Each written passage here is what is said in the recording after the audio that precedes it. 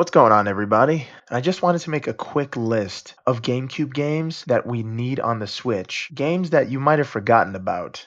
Now, number one would be Time Splitter. That was one of the best first-person shooters I've ever played on the GameCube, and I think it's the golden eye of GameCube games. Even though the GameCube didn't have much of an online service, the multiplayer for that was still amazing. There was stage customization and a bunch of other different kinds of customizations, and most importantly, it didn't take itself seriously, and I think it deserves a chance to shine on the Nintendo Switch as well, especially with the two analog sticks. It'll be a lot easier instead of using a C stick. And number four would be more of a personal favorite, Beautiful Joe.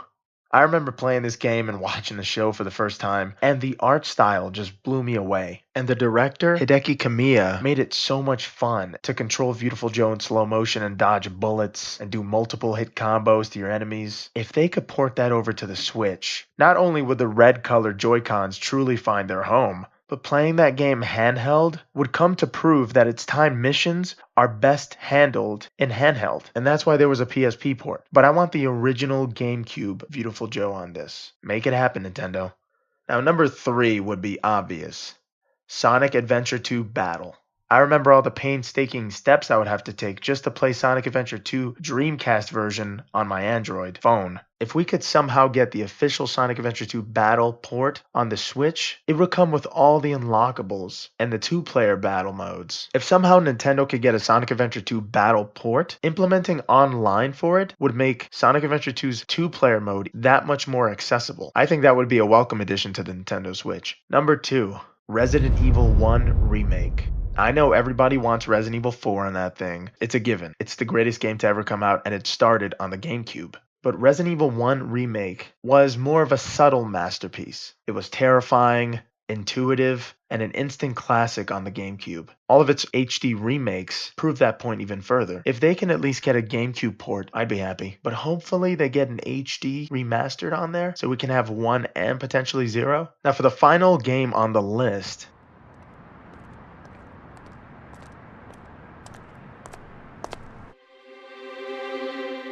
the first time I've heard of it, I kind of strayed away because the controls seemed kind of unorthodox and the way it looked was unusual. But after playing Killer 7, I realized it's one of the most unique and addictive games I've ever played. And it's what got Suda51 noticed. This game truly started Grasshopper Studios' success. And it's a very important title to me, and probably by far the most unknown title, which is probably why Suda51 considers himself an indie developer. But it really did start a trend in the Suda51 video game lore, if they are connected in some way. And I know for a fact that this game helped create the idea for No More Heroes. It's a masterpiece in every way, for originality, concept, storyline, production, gameplay. Killer 7 pushed the boundaries for what a video game is supposed to be. And if you don't believe me, buy a GameCube and buy the game and try it yourself.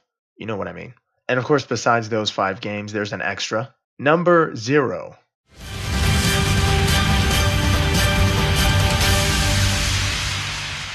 Soul Calibur 2. If they could get Soul Calibur 2 or 2 Online on the GameCube, I'd be fine. I wouldn't need a Soul Calibur 6 or anything like that. Soul Calibur 2 was the best that Soul Calibur's ever been. It would be awesome if Online came out and they would add Link to that and we'd have our own kind of servers. Because as much as we need a first-person mode game, we kind of need another fighter more. If the Switch can't get games like Injustice 2, Street Fighter 5, or Mortal Kombat, the least we could have is Soul Calibur 2 to keep us busy.